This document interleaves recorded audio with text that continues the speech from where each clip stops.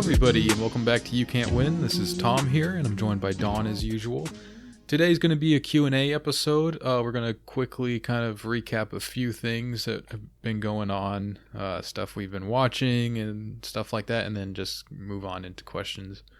So let's kick it off with you, Dawn. You went and saw The Eternals, and then you saw Casino, right? Well, I mean, Casino is from a movie from 2000, so yeah, but like... well, I don't know. Maybe it's a little late getting to Canada or something. yeah. But no, I saw Eternals yesterday, which is like, you know, a Marvel movie, and Matt Christman has kind of said that his whole thing on it was that basically, like, if that movie succeeds, we are failed kind of as a culture kind of thing, because it's like it's Okay. like there's no pre-awareness really involved in it kind of thing. Like, unless you're like a hardcore comics fan or something like that, you wouldn't know who any of these people are. They have names like Druig and I don't know, like Icarus and all this stuff, but like they're just it's one of those things where like half of what they say in the movie just it doesn't really make sense. Like, I don't know, it's a very, very thing. It's like supposed to be these like eternal beings who are, there's like it's almost like a god-like guy, like they almost worship him, called Erisham, and he's like this giant red, sort of like, it looks sort of like a robot, kind of like the Iron Giant kind of thing, but like he has like powers over the universe and stuff, and in some way it's implied that like the development of humanity was because of this group of Eternals on Earth and stuff, and like they gave us technologies and helped us advance and stuff. But so you got to understand, this is like, okay, it is a mentally kids movie, right? Like it's a PG movie, Disney, all that and stuff. So it's really, really lowest common denominator kind of stuff. But like in the movie, it's just, they go all these weird ways with it. Like there's a scene where like after the Hiroshima bombing, that there's this like black scientist guy walking around. A what? A what? A black scientist. Yeah, okay. A black scientist guy walking around the wreckage of, like, you know, after the nuclear war, and he just starts crying and he says, "They're not worth saving. They're not worth saving." It's like What? about like humanity and like stuff like that. Like there's lots of weird stuff in it like that, where it's like there's like, This is a satanic movie. it is. There's like there's a scene where like they're in like, I guess it's like the conquistadors, whatever, like fighting the Aztec or whatever. I don't know I don't know much about history, but like and they're like just chasing them down and shooting people and stuff, and there's like the war and stuff, and the guy just starts yelling, "This isn't war, this is genocide." And it's like, okay, but this is like a kids movie, right? Like it's like, I don't know, it's very funny to me that like all these movies now have to be like, they have to try to get like cred in them kind of thing. Like they have to sort of make it look like it's somehow like, you know, doing justice to history or something like that stuff, and it just ends up being really bizarre.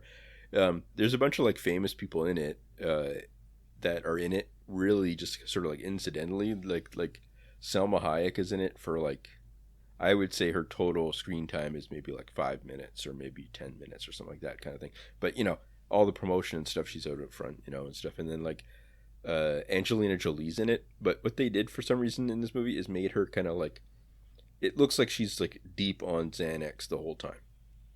Like she just looks sort of slightly confused, and she doesn't talk much, and she's sort of usually in the background. At one point they actually have her drawing with like basically crayons on the ground kind of thing, like on these little pieces of paper. And I'm like okay, I had like, you know, just because I'm sick, I'm reading like articles about it and stuff, and it's like about how she helped all the other people around her with her like acting skills and stuff. And I'm like, she's basically, I don't know, mental in this. And yeah, I don't know, it's really strange. And the whole movie, they just have to constantly be like explaining things kind of thing, because it's just, you know, no one knows who these people are, right? Like I'm sitting there and it's like, Oh yeah, like Kingo and Druig and all this. I don't know. Is this where Kingo came from? I Yeah, didn't realize that was yeah. I didn't know what that was. That Kumail guy. Kumail Nanjiani. Yeah. Yeah, and he gets like he was really ripped for the movie and stuff, and I don't know. It just he actually there's like a the climax where they have to like fight the do the big battle whatever kind of stuff, right? Like inevitable and these kind of things, but like he just like leaves. He's like, I can't fight against these people. Sorry, I gotta go. He just like leaves for like, I don't know, which I thought was good because it's like, it's obvious, like, I don't know, just all like reshoots and stuff and like just like a total mess and stuff.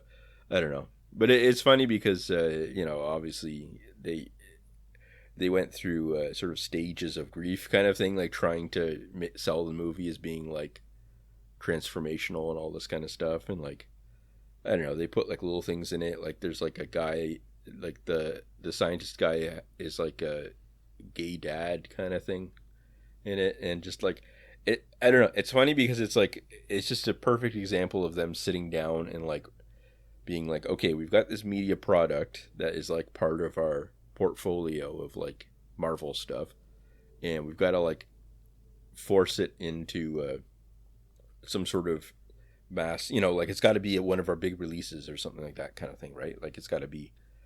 So they just, they have to like somehow strain to make it like an actual movie and stuff, and I don't know, it's very funny, right? And but here's the thing, it's very obvious people just don't go see it then if you don't like it. No, I am having a good time. I'm sitting there smiling and being like, this is just so dumb, and so I'm so happy about it. I don't know. It's just really. It's really, really silly. So, yeah. All right. I had like no opinion on the movie, and then you start describing it, and I immediately flipped to strongly negative. It's like mask off shirk, Yeah, sure. Like yeah. Demigods, and then there's some like robot god that they worship, and they're all eternal. I don't know. It's trying to be like really like far out there kind of thing. Like that's the whole point of it, is try to be like weird, and like the other ones are not like. Other Marvel movies are pretty straightforward, like, I don't know, like you gotta fight the alien kind of stuff and all that kind of thing. And in this one, they're trying to like make it more like, there's whole sequences of them like floating in space and stuff like that kind of thing.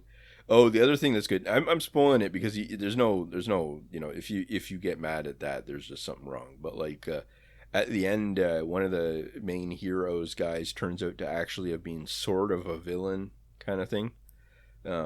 And like, so at the end, he's like, this is so good.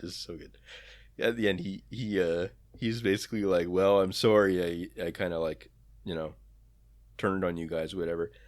And then, and then he flies directly into the sun. Like he's standing there or like floating or whatever. And then he just goes, okay, bye. He was on Earth, and they show him just fly directly from the Earth into the sun, which I thought was a great moment because it's just like, I don't know. Does he live there or something? No, I think he just kills himself. Because after that, they're like, they're like, where is he or something? And then they're like, he's gone forever or something. Yeah, he's in the sun. It just flies into the sun. I don't know. I thought that's probably the best way that a character's arc can end in a movie. Is just like, okay, gotta go. And that happens a lot in this movie. Is like people just like leave or do stuff, or like they kind of like, just get swept out of the movie or into it or again or whatever and stuff. I don't know. So. Yeah. So I don't know. It's funny too because in the theater, I would say that like there was like maybe a few people my age or something like that, but like most of the movie people there, it was mostly empty too. And this was for like the premiere of it kind of thing, right? In our small town. Most of the people there were there was only like a handful of people there, and they were like in their 70s basically. So it was kind of funny because like I have no idea what they were expecting or were gonna get out of it or anything like that. I think it was just more of a getting out of the house kind of movie for all of us, and like So yeah, at that age, it's probably not any more confusing than anything else. Sure. So yeah, probably I imagine they liked it. It was also funny because I had forgotten all of the stuff that like people's jokes about it. Really, because they're just like ephemeral kind of little jokes online, and you just see something from the movie that's like, over the last year or whatever, and it's like, okay, that looks dumb. So there's just stuff that would just happen, and I would just start laughing. Like, there's like a character in the movie that's deaf, and so they always do like sign language with her and stuff. I don't know, it's just funny because there's people, what I mean, like there's whole like Disney like culture, like cottage industry kind of stuff, like in the things, probably like executives going to like some like Deaf Alliance of America meeting or something like that, and being like, so you just, I don't know, it's funny. And in the movie, like she can hear, because she can sense vibrations or something, that she can hear what everyone else is saying, but she still like can't speak or something, so she has to do the sign language and stuff. It doesn't really, it's just kind of, and she's some sort of immortal super being that was created by Arisham. So it's like, yeah, figure it out, lady. Like, you got all the time in the world. You can do this vibrational understanding stuff. Like, you can figure out something. I don't know. Sure. Yeah. So, yeah. But I was thinking that while I was watching it, that there's a lot of Shirk. There's a lot of like stuff about like how the reason why Earth exists is so that like it can give birth to some sort of like giant super being called a celestial that's inside the core of the Earth and stuff, and like, I don't know. Yeah, that's like not... exactly like William Dudley Pelley, Bill Cooper, Yeah. Like esoteric Nazi stuff. Sure. And so anyways, that was fun. And Casino is just a great movie. Have you ever seen it? Or oh yeah, but it's been a long time. Like, I just sort of remember like little iconic moments and stuff. I don't really remember it as a movie. Yeah. You know what I mean? Sure. That was my situation too. I hadn't seen it in maybe at least 10 years, I think, and maybe longer. And yeah, it was I was, grinning the whole time. It was so good. But not much to say about that one, because it's just I don't know. It's well, where would you rank it? Let's do a Scorsese rankings real quick. So Goodfellas, with the mob movies, let's keep it to that. So Goodfellas, Casino, I guess Departed kind of counts. The Irishman. What am I missing here? Mean Streets, I guess, is sort of. I'm not sure. I don't know. Yeah, that's pretty early. I would put Departed pretty low, and Irishman low. Mm-hmm. I enjoyed The Irishman a lot when I saw it, but it's sort of like, there's a lot of like stuff that you start to think about afterwards. You're really kind of like, I guess it's, it's okay, but it's like, I don't know. It's not like Casino is just like, I think it's almost perfect. Like, there's just so much interesting stuff in it and that. So, Goodfellas I haven't seen in a long time. I don't think, but like I rewatched it fairly recently. Like, in the past couple years. Yeah. It wasn't as good as I remembered. Oh, really? The pacing felt weird. Oh yeah. I would put that either number one or close to. Maybe just below Casino. I'm not sure. Maybe above. I'm not sure. But sure. I mean, I just saw Casino and loved it, so it's hard to, I think I might have rewatched a bit of Goodfellas recently, and then just ended up watching other stuff. I was trying to make a rule that I wouldn't watch stuff I'd already seen, just so that I could watch more stuff that I wanted to see. Mm-hmm. And that failed and was a bad idea, I think, because just watch what you want to watch, Sure. Yeah. What's it matter? It's all just junk, Sure. You were saying that you are watching some sort of YouTube thing or something, or serial killers? Yeah, it's okay. So it's pretty goofy, but it's this thing. It's Programmed to Kill, which is that book by Dave McGowan about serial killers. I don't know if you're familiar with that. Not really. So it's a conspiracy theory book that is. I haven't read it, but it I guess the argument is that the whole phenomenon of serial killers is not what we've been led to believe it is, with like this, these like crazy wackos acting alone, and there's some level of criminal genius kind of a thing going on and all that. He's arguing that from what I understand, he doesn't make any like hard conclusions. He's just sort of connecting dots and being like, well, this is odd, right? And so he's drawing a lot of connections between serial killers, the military, and the intelligence community, organized crime, satanic cults, and kind of like showing how a lot of the same people filtering through the same places, a lot of the killers have like military training at the exact same locations under the same people. A lot of cults related to that. A lot of these stories have like either the killers themselves or eyewitnesses or the initial investigations by the police all initially suspect like multiple people, and then it always ends up being like just one guy, like Ted Bundy or John Wayne Gacy or whatever. Mm-hmm. And I don't know, it was just kind of interesting. Really, what's very compelling about it is the soundtrack. Whoever put this together has done a very good job of putting like excellent trip hop music in the background, so it's very, very listenable, very watchable. Yeah. How much have you listened to it? Like how much? Well, I'm on part 10, and Okay. it's 259 parts. Yeah.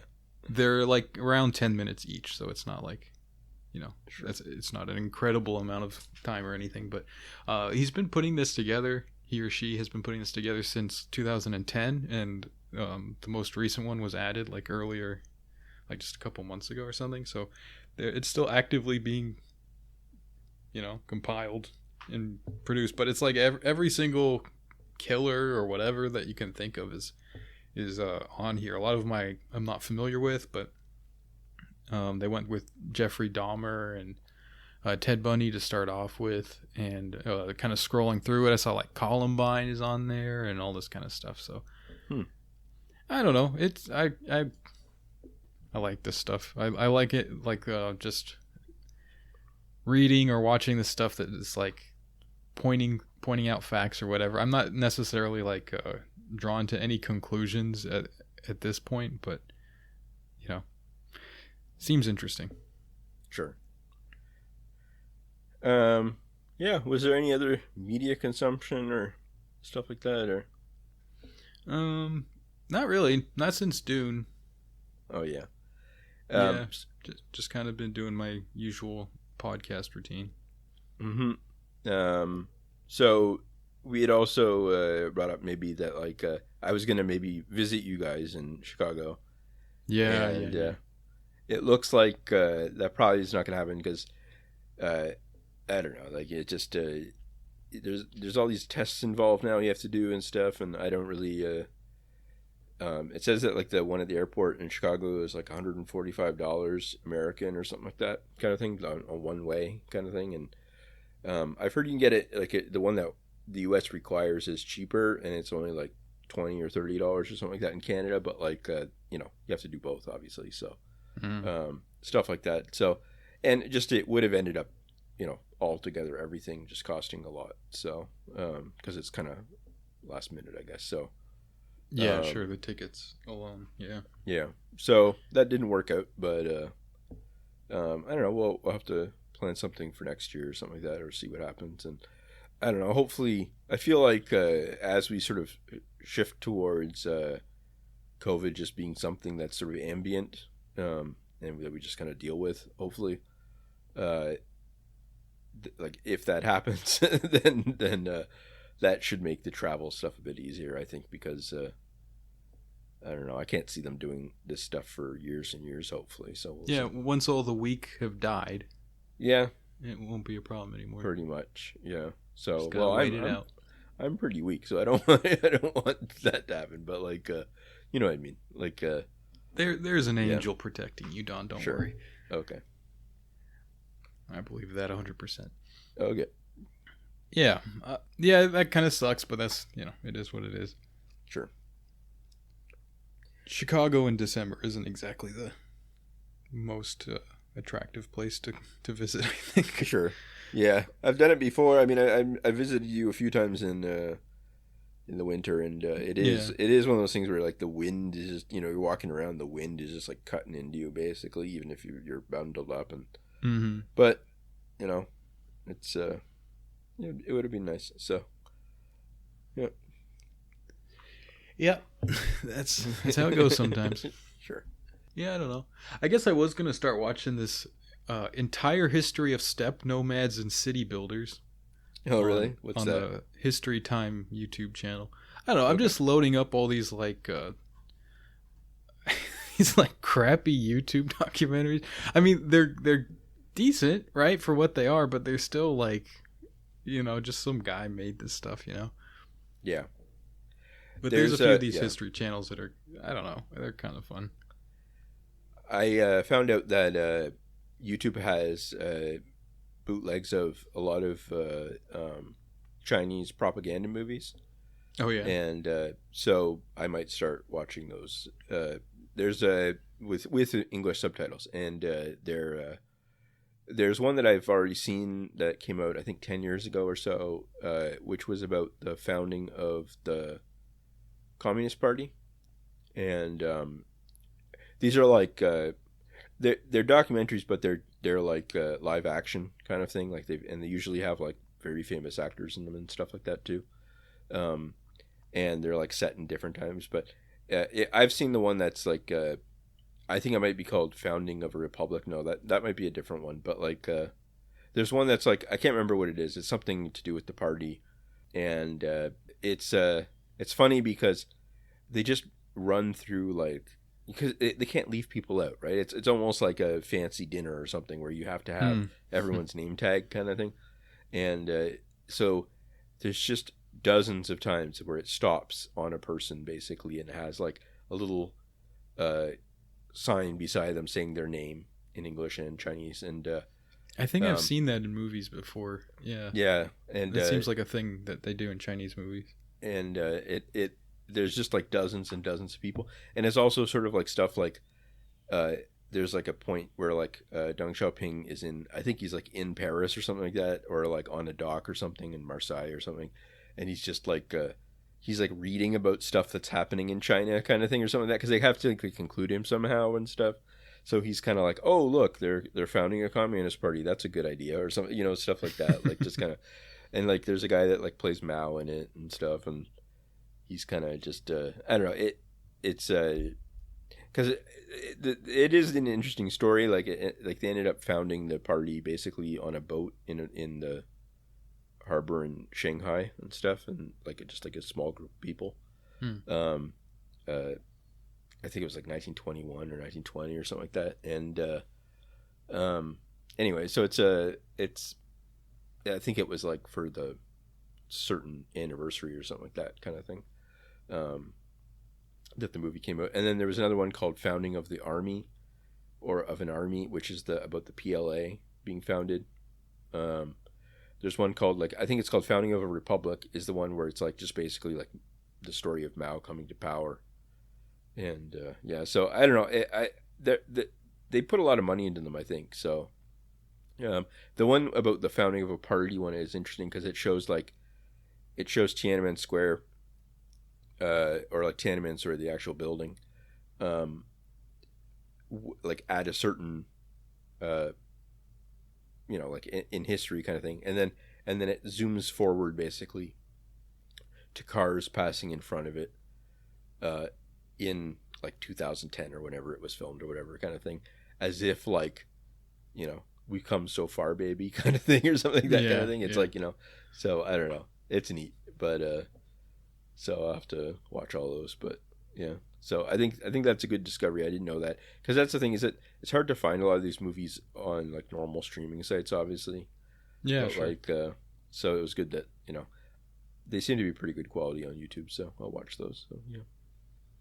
Cool. Yeah, YouTube's great. Hmm. I'm bad at that though because I never used to like I never was one of those people that like clicks around on it or like looks around for stuff on it. I just because I get really irritated if it's like just a bad video of like some weirdo kind of droning on or something like that kind of thing. Hmm. But like or the not that but like the boosterist kind of stuff where it's like really really excitable voice kind of thing and they're like Oh yeah, really yeah. so I try to avoid that by just not spending much time on it. But yeah, there's a lot of stuff out there that I should be watching, I think. So. Yeah, once you kind of find a few things and the algorithm sort of learns that you like that stuff and not the Yeah. like like the soy face thumbnail Yeah, stuff, yeah, yeah, yeah. then it starts to recommend you better things. Although I really don't click on the recommended videos super often. I Mm-hmm. kind of just have like my subscriptions list that I've curated over the years, and just whatever pops up on there is kind of what I look at. Yeah. Yeah, that's mostly what I do too. But there's only like a few things that I actually watch all the time, which are like the red letter media videos, like half in the bag and all that kind of stuff. But Mm-hmm. other than that, not much. Yeah, I think our most regularly watched thing is America's Test Kitchen and like Yeah. food stuff. Mm-hmm. We're always watching that kind of stuff just to get ideas for like what to make, you know. Yeah, that sounds good. You showed me a little bit of that, but I never really followed up. I should watch that. Yeah, I think it's a great resource. It's really like mostly where I learned how to cook was just watching this YouTube stuff. Mm-hmm. Cool. Yeah. So anyway, want to get into the questions now? Sure. Okay. Yep. All right. So this question just came in a few minutes ago. How easy is it to get a COVID test in Canada? I had mild cold symptoms, young, healthy, and vaccinated, and wanted to be a responsible citizen and get tested, but after half an hour of research, I decided to just pretend I didn't notice my symptoms and carry on as usual. Yeah, this sort of confused me because I don't know. It's pretty easy. I don't know what the catch was. I don't know if you're out in some rural area or if it's like I don't know. Yeah, maybe it's like one of the things of like the transit involved or something. Like you Hmm. wouldn't want to like take a taxi if you think that you have this or something. I don't know. Like I'm not sure what the catch is here because in my experience, it's very very easy to get tested. I mean, I only got tested once very early on in the pandemic, so I don't know. But like, you can buy testing kits at any uh, like pharmacy, I think, that are like okay tests for like $20 or $35 or something like that kind of thing. So I don't know. Maybe you think that's a waste of money or something like that too. I don't know. Like that's but I don't know. Yeah. If you're vaccinated though and you've only got mild symptoms and you just kind of keep to yourself, I think you'll probably be okay. Yeah, exactly. Yeah, okay. Okay, so the next one is going off your organized crime runs the world theory. What was the role of organized crime in early Soviet Russia? I believe the Bolsheviks funded themselves largely through organized crime, and Stalin was especially involved in that. And I think that sort of upheaval would be a great opportunity for people who have violence and organization to step forward into more legitimate and solid positions. I think that's very like reasonable, a very reasonable assumption. I don't know the ins and outs of that. The closest I've ever come to reading something about this kind of stuff was not the most reliable source. It was Alexander Dugin, Oh yeah. Yeah. the Russian like master theorist of Sure. like whatever Eurasian whatever his deal is. Um, but he had this one thing that was about like Atlanticist versus Eurasianists or whatever, Yeah. and so it's this kind of a theory that he goes into about like all the various powers. So like people in the Soviets, there were Atlanticists and there were Eurasianists in the Soviet state, and that that he kind of like carried that through to every government and like power in the world. And so one of the things he was talking about was like the NKVD and organized crime being like very intertwined and very blurred, the boundaries between them. Mm-hmm. So yeah, I don't know, that kind of like points in that direction, I guess. But again, like it's Alexander Dugin, so take that with a grain of salt. Yeah, I think that this question I think is more aimed at like the 1910s, I guess, or 1900s. I know they said Yeah, earlier sure, Soviet Russia, but I think that's that would true. it's about like Stalin and stuff when he was robbing banks, I guess, and stuff like that. I would say that their role in that early on was probably very quite small because you're talking about like even in 1917, uh, I think that the number of people that were like dedicated Bolsheviks members in towards like the maybe mid half of 1917 or later was something like, it was less than 100,000 people. I think it was like 80,000 or 60,000 or something like that kind of thing, in the whole country. And I think that it was true that it was like criminalized stuff, so that like they were involved in crime. I think that's separate from like organized crime as like a Right. overarching thing, which I'm not sure how that operated in Russia at the time. It's true that like the mafia in Russia did end up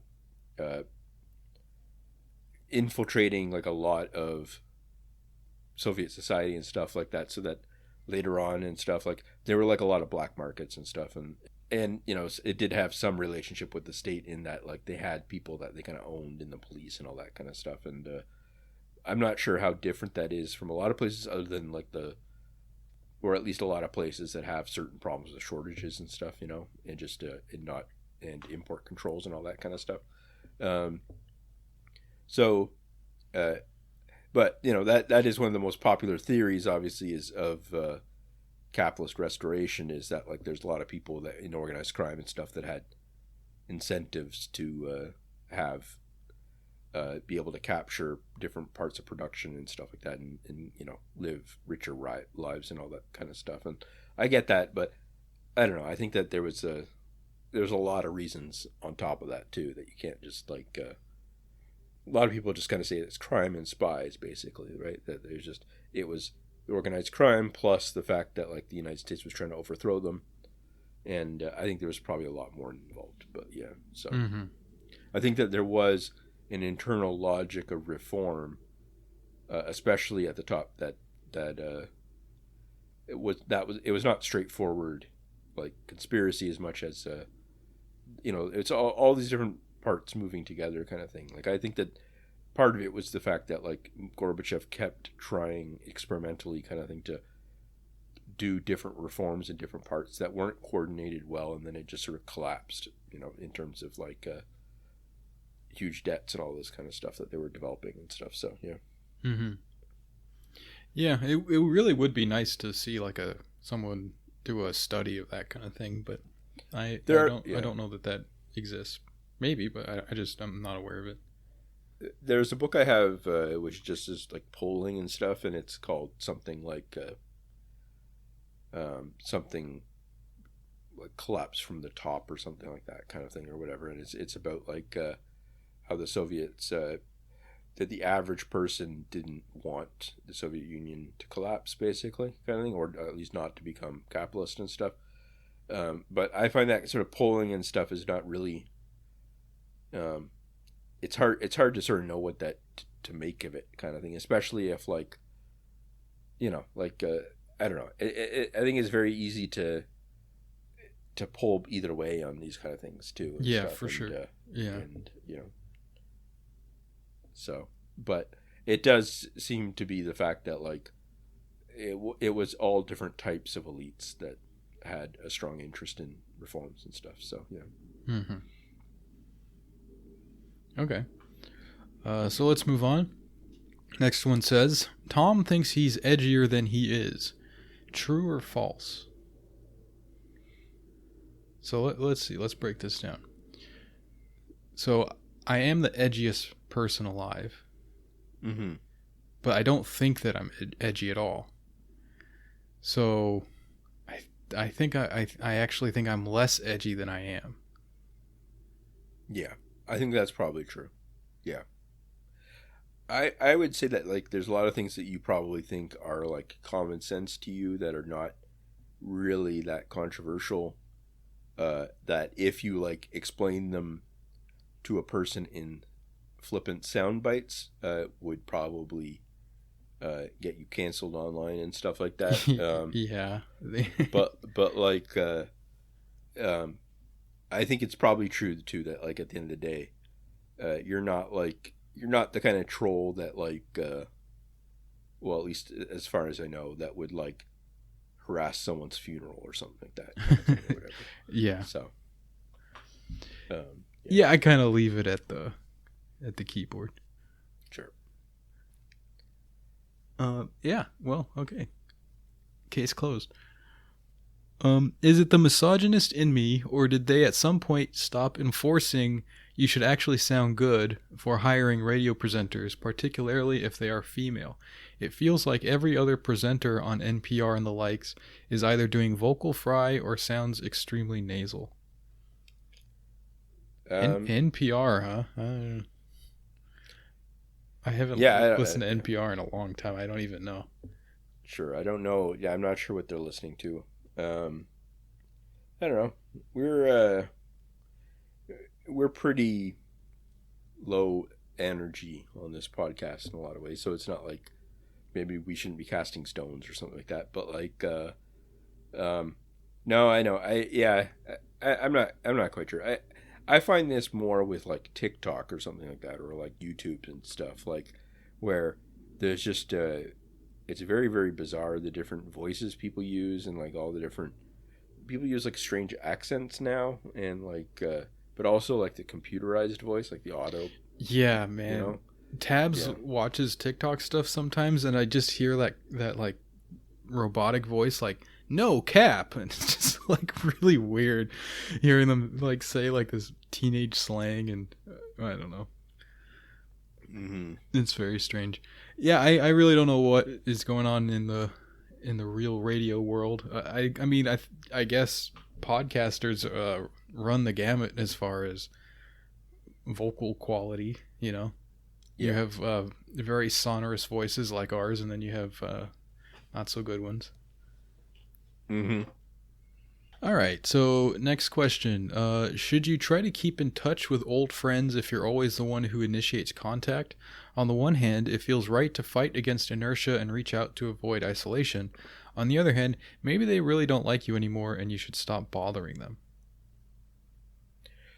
Yeah, I had this problem for years where I would like, you know, because of depression and stuff, I would just like self-isolate a lot kind of thing, like just cut off all contacts. I would do things like basically shut down my Facebook or whatever and just like not talk to people. Mm-hmm. And I think that like people are so busy in different ways, like in their own weird ways, that like, you know, they might like reach out here or there, but most of the time it's just going to be like, okay, that like it's basically like, okay, that person's in some sort of weird state right now. I'll you know, you know what I mean? They just like, okay, that's that kind of thing. You know what I mean? They just go, okay, well, maybe they'll reach out later on. Stuff like that, like where it becomes more kind of like your position to be, you know? And there's, you know, and then if you're always initiating contact, there might be, you know, they might just be busy or something like that, or not really thinking to do that or whatever and stuff. And I know for me, a lot of the time it's people think that I'm more busy than I am sometimes or something like that kind of thing, I think, or like that, like there's some reason why they shouldn't contact me or something, you know what I mean? Like, I don't know. A lot of the time it's just miscommunication, confusion, stuff like that. So I think it's true that like, yeah, there are people that like you just gotta have to keep bugging or else they won't get back to you and stuff. And you know, there is sort of a limit to that maybe, but like I don't know. It's just I guess you gotta have to ask yourself at the end of the day, like what you want out of that interaction and stuff like that too, right? Like, yeah. Like, yeah. You know, yeah, it depends how old these friends are, you know? Like if it's like people you haven't talked to in 20 years and they like sure live in a different country or whatever, you know, like they're completely you know, what are you trying to get out of that exactly? Sure. You know, like maybe you're just trying to say hi or something. But if it's somebody who like you just used to hang out with a bunch and now you, for whatever reason, COVID or whatever, you haven't so much anymore and you want to just get back into that, then that's another thing, and you should probably keep on that, I guess. Mm-hmm. I find it like probably the least probable thing is that the person just like flipped to they don't like you anymore, you know? Sure. Like that's probably the least likely thing. Yeah. Mm-hmm. Yeah. Yeah, like I know like me, I almost never feel the impulse to do this, to like reach Sure. out and initiate contact with people. So it's Yeah. almost always people reaching out to me, which is like, I know that's not great. Like that's kind of a shitty thing to do, but it's just like, it doesn't cross my mind. I don't know. It's always like incidental, or it's not, I'm not like trying to avoid people. It just doesn't occur to me. Sure. So yeah, I don't know. It really depends on the situation, but I would just keep trying, I guess. Yeah. Okay. Next one says that one pope who caught the plague died of the plague was obviously not in God's favor. That one president of the United States who caught coronavirus survived coronavirus was clearly in God's favor. Well, obviously, like, these things can go either way. Like, maybe they died of the plague because otherwise they would have had some worse fate otherwise, and then if maybe the president just got coronavirus as like a attempt to sort of like shake him up a bit, wake him up a bit, see what's going on or something like that, you know what I mean, like just to put him on a better path than he would have been on and stuff, so. It was a test of our faith, like dinosaur bones, Sure, exactly. Yeah. So all this stuff like this, like God's favor and all that kind of stuff is to me is always like, I don't know. I feel like if there is some sort of like plan to the universe, it's probably so complex. Oh yeah, of course. That trying to divine whether or not someone has favor or something like that or whatever, it'd just be like impossible. So. Especially when you boil it down to like really crude things of like, who has the crown? Like Sure. that falls apart really fast if you scrutinize it at all. Sure. Yeah, I really doubt that's how things work. All right, let's scoot on to the next one here. How can I submit my idea for a mini-series to Netflix? It's about a kick-ass girl boss journalist, think Melissa McCarthy, who, while on board a flight to D.C. to cover the first female president's inauguration, hears the pilot utter a phrase that she knows is code for far-right sympathies. Think, let's go, Brandon. And proceeds to go Rambo on flight attendants and air marshals and fight her way into the locked cockpit to discover the pilot Michael Otto, throwback to Mohammed Atta, played by Flula Borg, who is a 10th generation German American that for some reason talks with Hans Gruber's cartoonish German accent, is a QAnon follower and plans to crash the plane into the inauguration ceremony, a plan which is stopped by our brave journalist asking him if he has got no shame and awakening his conscience. The final episode covers our hero's trial, think the movie Sully, for having killed an air marshal on her way to the cockpit, in which she is acquitted because it wouldn't have been necessary if the white male air marshal had listened to her instead of mansplaining how she is not allowed to breach the cockpit door. El fin. Yeah, that sounds great. I don't know. Sure.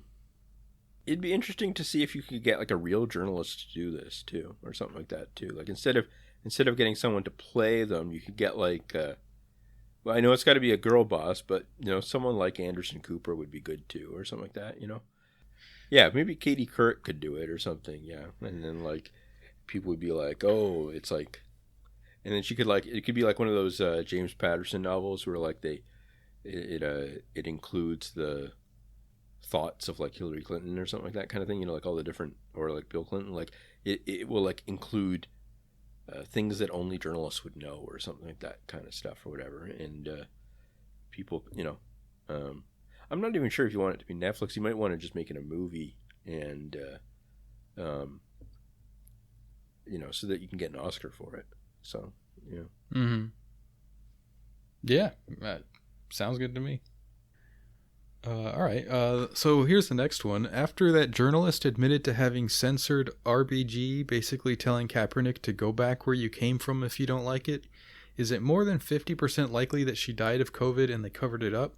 so that she doesn't look stupid and people don't get mad at the couple whose wedding she officiated. I have no idea about any of this. Okay. I didn't know that this happened with the telling Kaepernick anything. I don't know what this wedding is. I don't know any of this. Okay. So what happened was, it's Katie Couric was the journalist, and she interviewed RBG.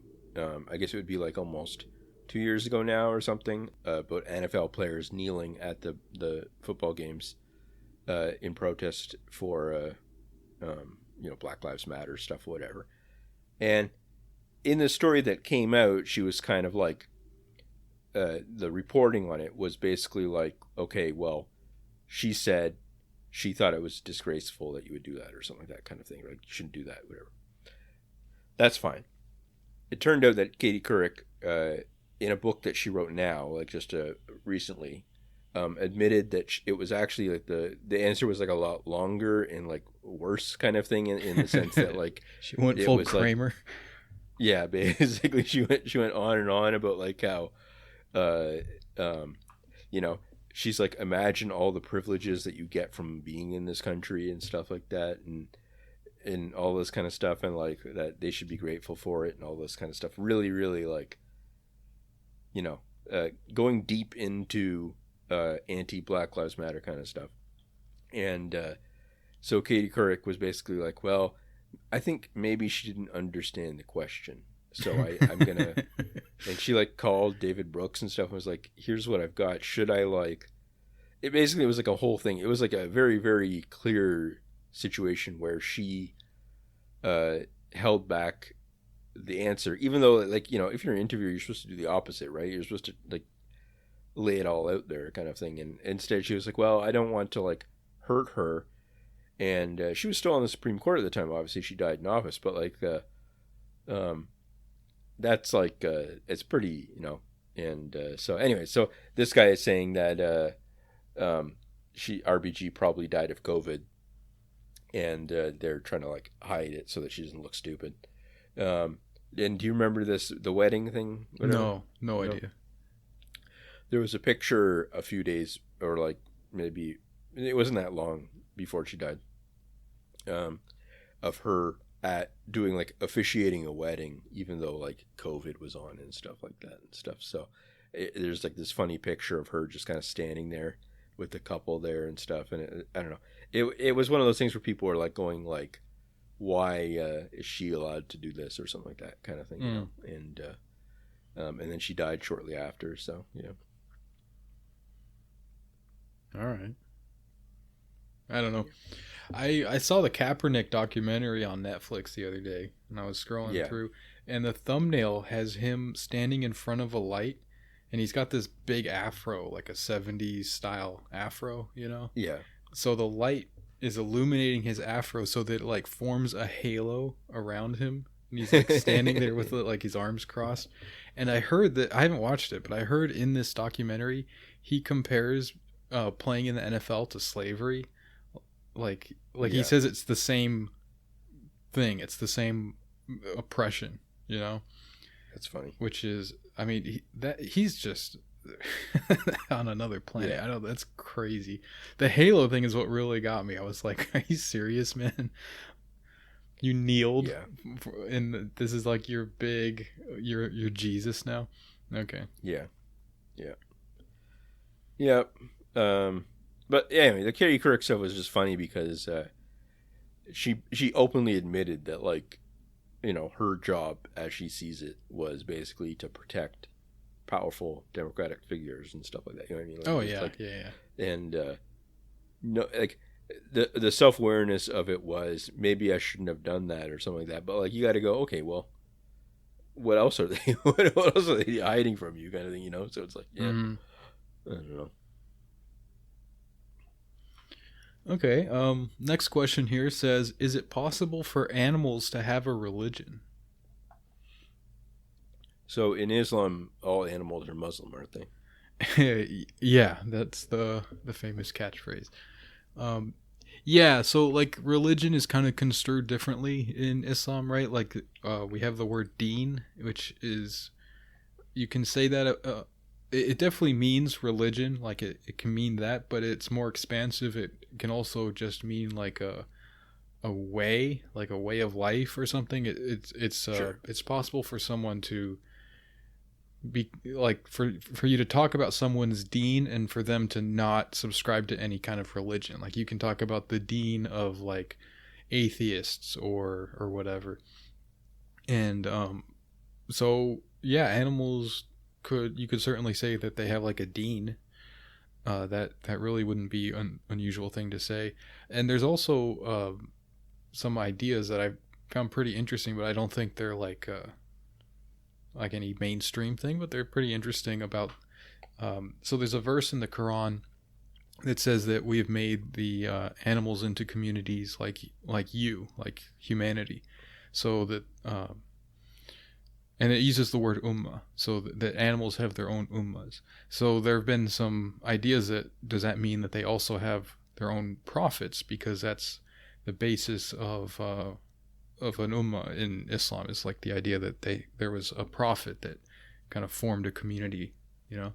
So I don't know. I kind of think the idea of like different animals having a perfect guide, you know, like a perfect dog, a perfect horse, a perfect fish, you know, and they're Mm-hmm. all like emulating that dog and or whatever. They're emulating that animal, following its sunnah and everything. It is kind of cute. Yeah, it's cute. Yeah. Um, I would say no. Foul beasts have no religion. That's what I'll say. Okay. All right. So, do a majority of Canadian people really use the word bum when they're talking about an ass? That's fucked up. Yeah, yeah, we do. Oh yeah. I don't know. Is that? Do you not say that in the United States, or what's up? That sounds very like British, sort of inflected to me. People Okay. don't really say bum unless they're talking about like a homeless person or something. Yeah, yeah, we say bum. I think Is that it's a common thing.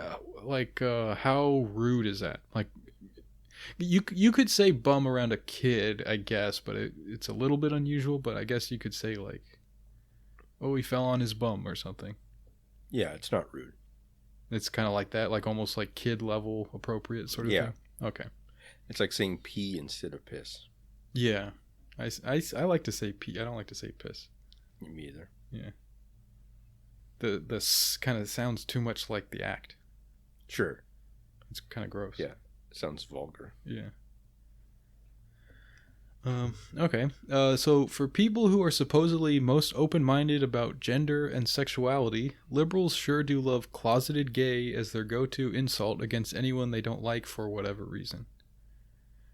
Um, Maybe they used to. I feel like I don't see that very often anymore.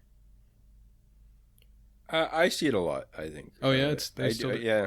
There's also like a common backlash to it now. Like there is like a thing of like, oh, don't say that kind of thing. You know. Mm-hmm.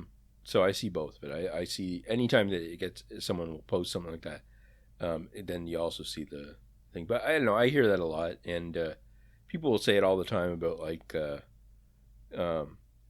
know, like Rod Dreher or something like that. You know, or like all the different conservative guys always get that sort of insult. And I think it's obviously true that they have something going on in terms of like their opinions and stuff. Like there's some psychosexual stuff obviously in what they're saying and stuff, and like some weirdness involved in that. But like, yeah, I think it's pretty common. It's hard though because it's one of those things where insults always have to be drawn on sort of like cultural, whatever like the culture kind of says in its most conservative form or something like that is the bad thing to be kind of thing, you know, like you can't insult someone just by saying what they are basically, right? Like in terms of like not like, I mean, unless you're like using a slur or swearing Oh, or okay. like that. Okay, I was thinking But like, well, here's a you can't just yell at someone like that's conservative and yell conservative or something yeah, like that. yeah, okay. I hear care. what you're saying. Yeah, yeah. You have to be like, you're a fascist or something like that, you know? Right.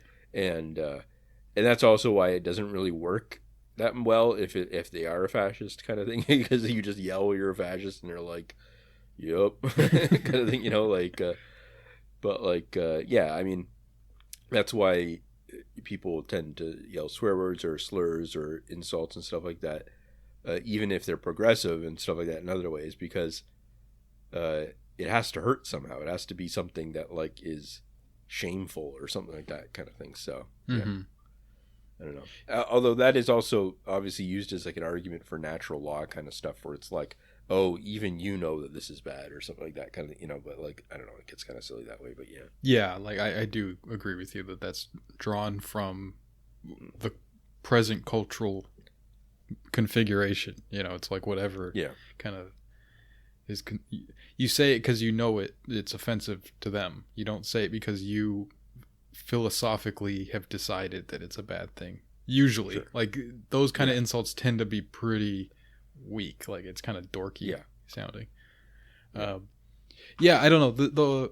This thing of calling people closeted gays or whatever is a go-to insult. I think that's fair game, but it's pretty like lame and weak if you're just saying that to somebody if purely on the basis of like they have conservative views about like sexuality or whatever. That's pretty like that just tells me you can't think of any possible reason why people would disagree with you about something except like they're hiding something there. There's some weird hang up that they have. Like that just kind of tells me a lot about the person like saying the insult. It doesn't really work very well. Now if someone is kind of apparently sort of like in a closeted gay person who is like anti-gay or something, then go right ahead. That's a clear and obvious sort of thing to like point out. Well, a lot of it ends up coming up. I think the more reasonable time that it comes up is when the people like the target is sort of like protesting too much about it kind of thing, in the way that like they're going on and on about there's true sexuality. People get like weird really about it for deep sure. And I get that. So you have a pass from us, I guess. Sure. Yeah, go ahead. Yeah. Okay, so we'll move on here. What are some of your optimistic predictions about the future? As in, do you think there's anything about the world or society which you think is going to get better or that you're looking forward to? I don't know. I mean, I'm a socialist, so I think that like things probably will get better in terms of like coordination of basic stuff, at least. Like people, like in terms of development, human development and stuff, people will get more educated, more better, like healthy. I don't know. I'm pretty optimistic that like some form of socialism will end up happening probably in the future and stuff, and there's certain good things associated with that.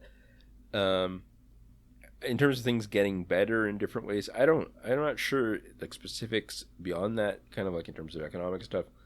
I assume that some sort of cultural stuff might get better in terms of like the level of education maybe or something like that. I'm not sure, but like I also think technology will probably get better in terms of like green tech and all that kind of stuff, and like hopefully our harmony with the environment in different ways or whatever. So yeah, I agree. I think a lot of those things are likely.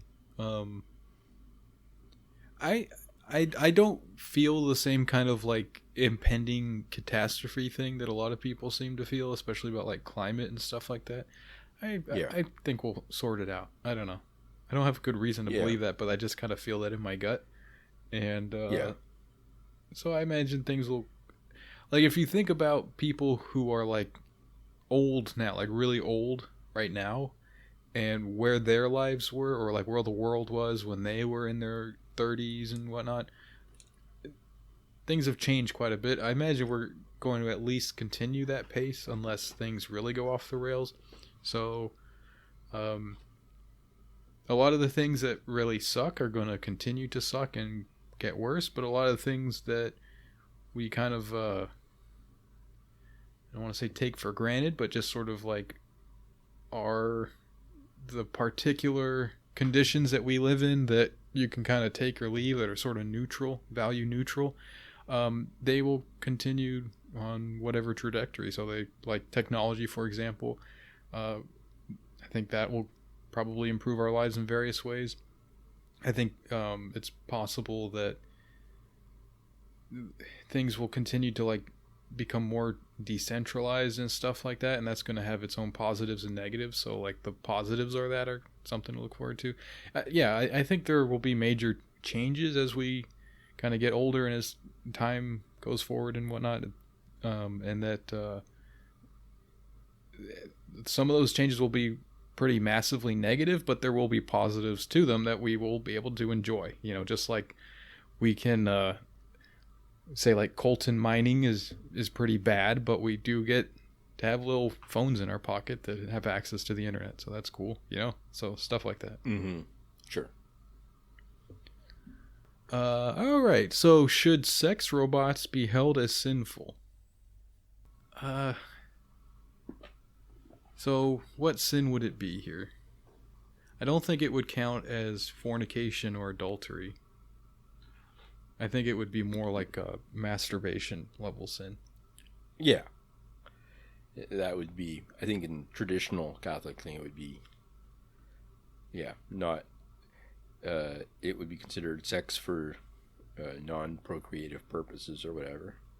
Unless there's a, pregnant robots, like they got pregnant men emojis. They got pregnant robot emojis. Yeah. I mean, in my particular viewpoint, whatever, it's not. I don't think that. I don't know. It just seems weird to me. I'm not sure I'm gonna dive into the theology of it, but yeah. Yeah. So and the people that whenever they post the pictures of the people that have these things, whatever, or some the dolls, whatever, they don't seem very happy. I don't know. They seem like their lives are not in a good you place. Think? Yeah. Yeah.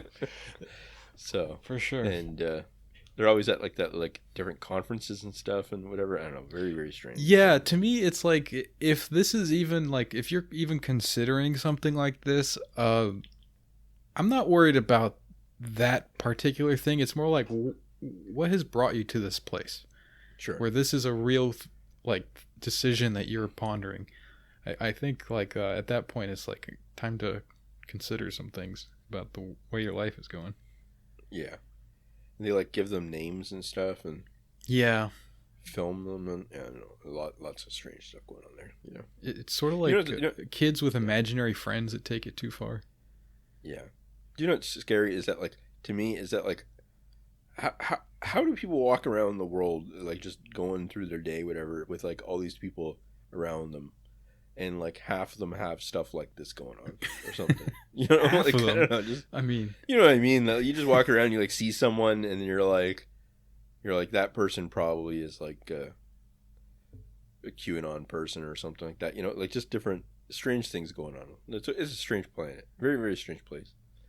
My assumption is like everyone around me is like making six figures and they have a very active social life. They're all happy. I don't know. Like people talk about getting depressed going on Instagram and seeing all their friends like kind of showing off. Oh yeah. I feel I don't really get depressed about it, but I feel that way about just normal people walking around. I just assume they have great lives. I don't know. Oh really? Yeah.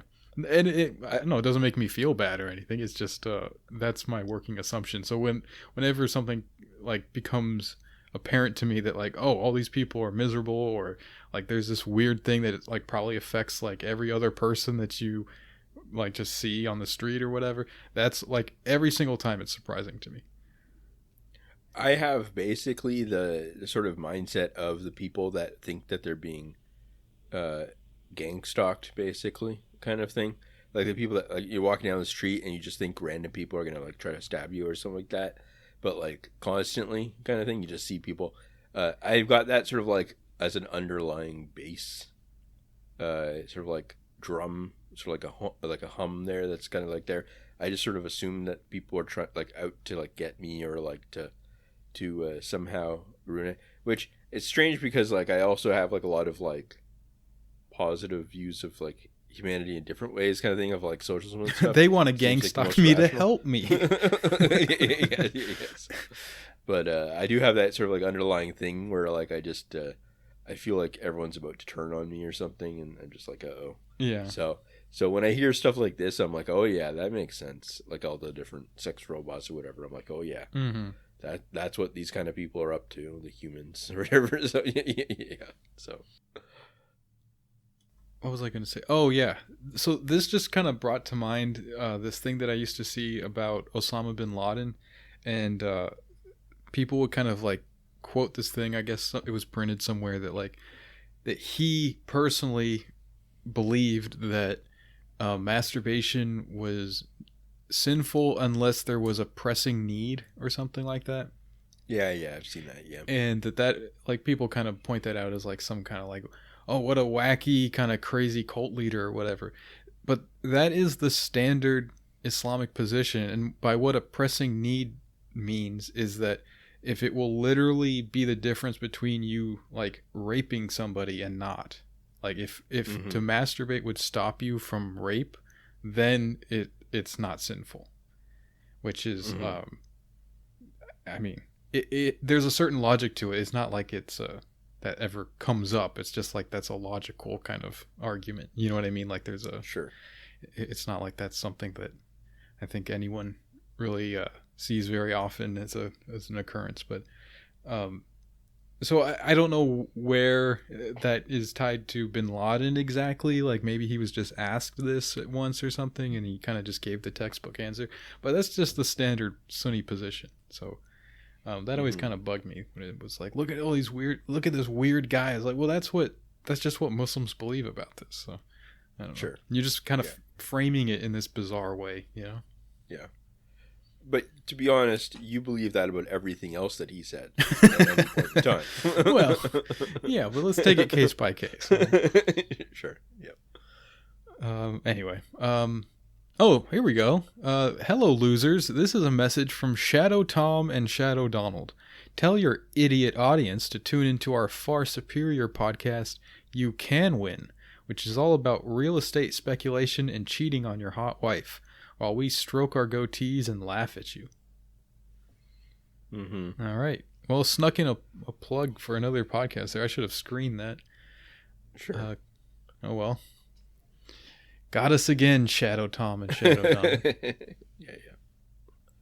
But yeah, nice to hear from him. Sure. Okay. What's the likelihood that we see a serious parody attempt against Fauci or NIH by a loony MAGA chud? I'm personally surprised it hasn't happened already. So by parody, I think they're talking about assassination. Yep. It is sort of strange that you don't see too much of this kind of thing. I don't know. You know what I was thinking about? I was literally thinking about exactly this thing, and that it's kind of like ISIS never attacks Israel. Oh, yeah. QAnon never attacks Fauci. So maybe QAnon is actually like Fauci's thing. Sure. It's like somehow, four-dimensional chess to gin up vaccine sales or something. Yeah. He's making huge bucks off of this on both sides. Did you see that story about Greece where doctors were being bribed to inject patients with just sterile water or something like that kind of thing, like so that instead of the vaccine, but then record them as the vaccine, so that I heard about that going on in like Central America or South America or something. Yeah, but they then the doctors injected them with the normal vaccine anyways, and just told them they didn't. And that was what the story was. And it was kind of like, we got them, we like took their bribe and then did the normal thing we were supposed to do anyways. I don't know, that's kind of it's not really ethical, but like it is kind of funny. So yeah, I don't know, the whole vaccine politics is so I'm so over it. Yeah. It's just enough already. Like even now, like I don't know, maybe it's because he's American, so it doesn't really affect me. But I'm like, who's still angry at Fauci or something? Like who cares? He's just some weird guy. I don't know. Yeah, I know they released the new information or something like that about him doing different experiments or something. I don't know. I can't keep track of that. I don't know any of that. So yeah, I guess it sort of substantiates the the claim that COVID came from a lab and the gain of function research and all that stuff. I don't know. I can't. I don't care enough to really like pay attention and look into it and figure out what's what. But I will say, Professor Pizzagate. I people were a little bit upset for a while, like maybe a year or so after he kind of like came on and was telling us about what he thought about the vaccines and stuff. I think more and more it seems that I don't know. I think he kind of nailed it. Yeah, he was right about all the booster stuff and all that stuff. That how we'd have to keep getting the shots and the vaccines being pretty ineffective and bullshitty and stuff. To some extent, I mean, it did knock down the case totals, but like, but yeah, as like a total solution or something like that. Yeah. Yeah. Oh, that was always his thing, right? That like the vaccine is not the solution to anything. Like they're not going to work very well, and at containing the virus, you have to kind of lock down and quarantine and all that kind of stuff. And that's like the one thing that we refuse to do. So. Yeah, I mean they've really given up completely in North America any sort of like contact tracing kind of stuff. Yeah. Like I remember early on when they looked at like the early transit of the viruses, we would talk about like super spreader events and all that kind of stuff. I mean, we're having super spreader events all the time now, and none of that. It's not like it's in the newspapers anymore. Even it's just we just get like case totals of thousands of cases every day in the United States and Canada combined in like that, like the idea. Now, the reason why that was not all because of the liberal side of it. It was also because the conservative side, I mean, it's like, you know what I mean? Like from the perspective of like a liberal administrator, they could blame it maybe on the more right-wing stuff, but it's like, it's there's still been a very, very strange shift towards tolerance of just, it's not like COVID zero in China or something like that kind of thing where they just, they try to clamp it down. Like in a way, like the vaccines are kind of been, this is a negative aspect of that because people just let their guard down and feel like very responsible. Like, oh, I'm being responsible. I got my shot. So now I can go and participate in these super spreader events that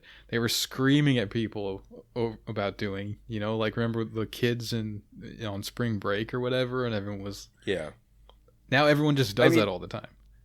Well, the difference is that like, I mean, the vaccine does change that in a way, but like, but not enough that it's just like problem solved. Yeah. I mean, I know, sure. But I mean, like a lot of the cases that are existing now are from people that have not been vaccinated and stuff. So it's not like, you know what I mean? Like and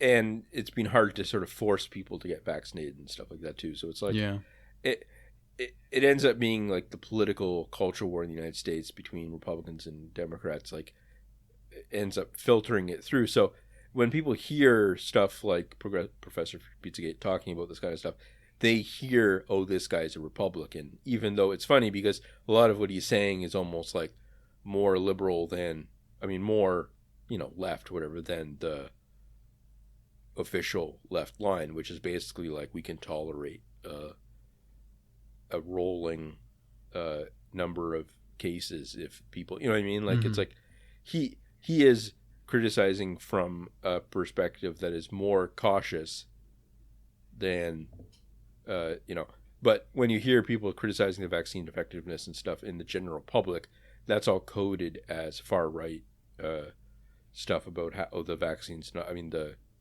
disease itself is not a worry. Right. Yeah. Like the general kind of media voice is just very like cheerleadery and, casting any kind of criticism as like conspiratorial, political, and all that kind of stuff. And I think he's coming from it from a more like, well, these are like the standard procedures in medicine and we're not following these and there's problems with not following these things, so I think the thing that he's concerned, I mean, we should just have him on instead of like kind of speaking for him. But in the group chat that we're in, he's been talking a lot about like about kids getting the vaccines and how that's not a good idea because of the heart problems that it causes and stuff, and the rate at which those kind of problems occur. So we'll see now that they're starting to kind of mandate young kids get them and stuff. So yeah, we will. Yeah, see. We'll have him on again soon. Yeah. Yeah, for sure. He's overdue. Yeah, he was also going to maybe talk about some of the climate change stuff, so we could see about that too. Yeah. Something he knows a lot about too. So yeah. Okay. So this is, what's your favorite piece of autobiographical information revealed by semi-anonymous Twitter personalities that you saw coming from miles away? Mine is Amy Therese bragging about having been institutionalized. I don't know. I don't really care. Yeah. I mean, I don't know. Amy, Therese, and I are mutually blocked, and that's fine. And I don't know. At a certain point, you got to move on from that stuff. I don't know. You can't. I mean, there's certain fun things about like dunking on people who you don't like and all that kind of stuff. But like turning into a quest or something, you got to be kind of careful about that kind of stuff. Like, I don't know. Like there are different people that I follow sort of as like their career, Twitter careers, in terms of like they're very strange people or grotesque in different ways and stuff like that. I do that too, but I always feel like that is more shameful than whatever they're doing, kind of thing, or something like that. You know what I mean? Like that, like following the bad stuff that people do, at some level is basically like, it's just basically like you're the voyeur of someone doing something bad. You yourself doing that, you shouldn't be doing that kind of thing or something like that. So, I mean, I wouldn't brag about someone being institutionalized. Insult them too much because I have been an outpatient and stuff like that myself. It kind of struck me as sort of funny to imagine like these two nut jobs fighting, like the meme. Yeah. So, yeah. So I'm not sure. I can't think of a good one anyways, like off the top of my head. Yeah, me neither. I really don't get into all this gossipy kind of, like, Twitter's best when people just post funny stuff that stands on its own and isn't connected to all this, like, he said, she said stuff. Like, it's so gay. Yeah. I mean, I like some of that stuff, but like, I don't know. There's sort of, yeah. I mean, I like a lot of the stuff that is like, I enjoy from this kind of stuff, like semi-anonymous Twitter people or whatever, are people that are like my friends and stuff. Like they're not like the stuff. I'm not like negative against it. You know what I mean? It's more kind of like I find out something about someone that's really funny or something like that or whatever, or like is strange, and it makes me think better of them usually. So I don't know. That's sure. It's not like because there's lots of people that we know that like just they have different things that have happened in their lives or whatever and stuff like that, just totally off the wall or whatever kind of thing. So I mean, even stuff like there's like a poster named Sober Boner, mm-hmm. and he was shot like 3 times or something like that. Oh, that guy, yeah.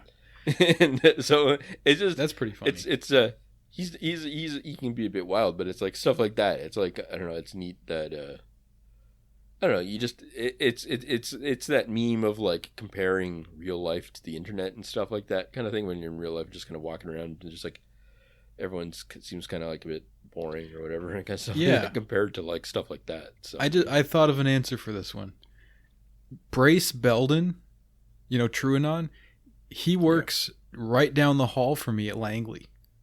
Oh, right. Yeah, we have probably passed each other tons of times in the hallway and like never connected the dots. So that'll be mine. Sure, that'll be my answer. Okay, sure. Okay, maybe wrap up with the next one here. Sure. Okay. All right, so this will be the last one for today. Why is the word prostitute being replaced with sex worker by people who believe there should be no stigma in being a prostitute/sex worker?